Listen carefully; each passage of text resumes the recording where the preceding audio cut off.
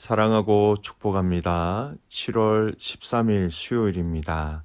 오늘 하루 또 우리 예수님 더 사랑하고 또 의지하는 또 기쁨이 충만한 복된 하루가 되시기를 간절히 소원합니다. 오늘 말씀은 성막에서 예수님 찾기라는 제목으로 함께 말씀을 나누고자 합니다. 오늘 말씀 본문은 히브리서 9장 1절에서 10절까지의 말씀입니다.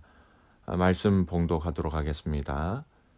첫 언약에도 섬기는 예법과 세상에 속한 성소가 있더라. 예비한 첫 장막이 있고 그 안에 등잔대와 상과 진설병이 있으니 이는 성소라 일컫고 또 둘째 휘장 뒤에 있는 장막을 지성소라 일컫나니 금 향로와 사면을 금으로 싼 언약궤가 있고 그 안에 만나를 담은 금 항아리와 아론의 쌍난 지팡이와 언약의 돌판들이 있고 그 위에 속죄소를 덮는 영광의 그룹들이 있으니 이것들에 관하여는 이제 낱낱이 말할 수 없노라. 이 모든 것을 이같이 예비하였으니 제사장들이 항상 첫 장막에 들어가 섬기는 예식을 행하고 오직 둘째 장막은 대제사장이 홀로 1년에 한 번 들어가되 자기와 백성의 허물을 위하여 드리는 피 없이는 아니하나니 성령이 이로써 보이신 것은 첫 장막이 서 있을 동안에는 성소에 들어가는 길이 아직 나타나지 아니한 것이라. 이 장막은 현재까지의 비유니 이에 따라 드리는 예물과 제사는 섬기는 자를 그 양심상 온전하게 할 수 없나니 이런 것은 먹고 마시는 것과 여러 가지 씻는 것과 함께 육체의 예법일 뿐이며 개혁할 때까지 맡겨둔 것이니라. 아멘. 오늘 말씀 제목 성막에서 예수님 찾기입니다. 오늘 본문은 계속해서 이제 구약의 이 성소를 이야기하면서 이 땅의 성소 또 이 땅에 지어진 이 성소의 부족한 부분들을 이야기하고 있는 것이지요. 그렇다고 해서 여러분 오늘 이 본문은 땅에 있는 성소가 아무런 쓸모가 없다, 또 쓸모가 없었다, 성소의 무용론을 주장하고 있는 것이 아니라 이 성소가 가리키고 있는 궁극적인 실체를 바라보도록 하기 위해서 오늘 이 본문의 말씀은 이 성소 안에 있는 여러 가지 기물들을 성물들이라고 얘기하지요. 그러한 것들을 기술하고 있습니다. 이를 잘 드러내는 말씀이 바로 9절 말씀입니다. 9절 말씀은 이렇게 얘기하죠. 이 장막은 현재까지의 비유니, 장막의 모든 이 내용들이 비유라는 것입니다. 여러분, 비유라고 한다면 그 비유의 대상인 실체가 있다라는 것이죠. 바로 오늘 이 본문은 이 비유의 실체가 세상에 오신 예수 그리스도, 이 예수 그리스도가 실체다라고 이야기하고 있습니다. 그리고 이 장막을 통하여서 실체이신 이 예수님을 바라보자라고 말하고 있는 것이지요.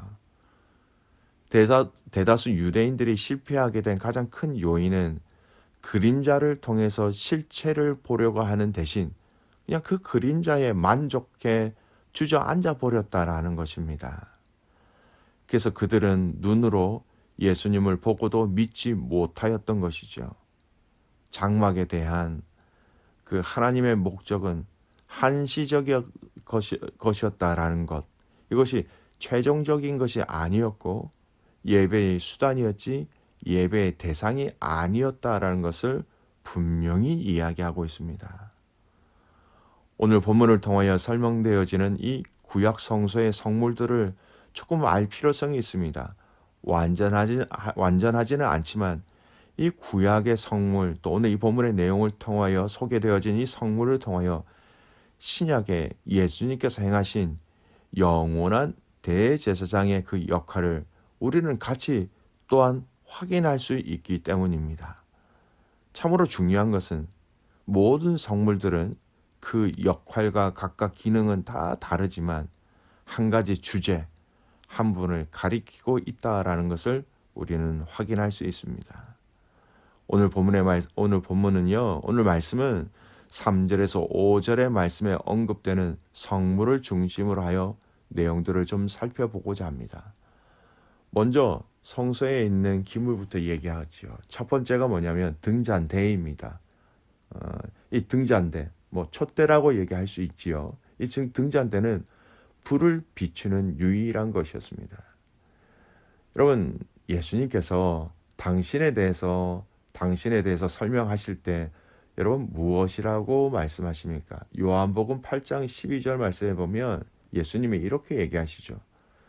예수께서 또 일러 가라사대 나는 세상의 빛이니 나를 따르는 자는 어두움에 다니지 아니하고 생명의 빛을 얻으리라. 그렇습니다. 이 세상의 구원을 또 빛을 비추어 주시는 분이 유일하신 분이 예수님이라는 것이죠. 빛을 비추시는 그 등잔대 또한 예수 그리스도가 이 땅에 비추어 주실 구원의 빛, 생명의 빛을 상징하고 있는 것입니다. 여러분, 작은 이 성물부터 그 역할과 그 의미가 예수 그리스도께서 이 땅에 오셔서 하신 그 당신의 사역의 그 의미와 여러분 연결되어져 있다라는 것을 확인할 수 있죠. 두 번째, 상과 진설병입니다. 우리 보통 떡상과 이렇게 얘기할 수도 있습니다. 진설병은 하나님께 올려드리는 떡입니다. 여러분, 이 떡의 의미를 유추할 수 있는 것이 바로 예수님이 하신 말씀이죠. 요한복음 6장 48절 말씀에 보면 내가 곧 생명의 떡이로다 말씀하십니다. 그리고 요한복음 6장 51절 말씀도 나는 하늘로서 내려온 산떡이니 사람이 이 떡을 먹으면 영생하리라 이렇게 말씀하십니다. 떡을 통하여 사람의 생명이 유지되어지는 것처럼 예수님은 당신이 허락하신 영원히 죽지 않는 그 생명을 우리에게 주시기 위해서 오셨다라는 것입니다. 구약시대부터 이 진설병 또는 떡상을 통하여서 예수님이 우리를 살리시는 분이라는 것을 이야기하고 있습니다. 세 번째, 오늘 금향로라고 얘기하는데요. 분향단이라고 말씀드릴 수 있습니다. 여러분, 이 분향단은 성도의 기도를 들으시는 하나님에 대한 상징이기도 합니다. 이 분향단은 바로 지성소로 들어가기 앞에 놓여져 있는데요. 이 향불은 1년 365일 아침 저녁으로 향불을 피워야 했습니다. 향불에서 만들어진 연기는 또한 성소를 가득 채우지요. 특히 여러분 1년에 한 번 대제사장은 지성소로 들어갈 때 이 향불의 연기로 속죄소를 가리게 했습니다. 속죄소는 주님의 그 임재의 상징의 자리였습니다. 이곳을 가리움으로 그는 죽음을 면할 것이다 라고 말씀하셨어요. 레위기 16장 13절입니다.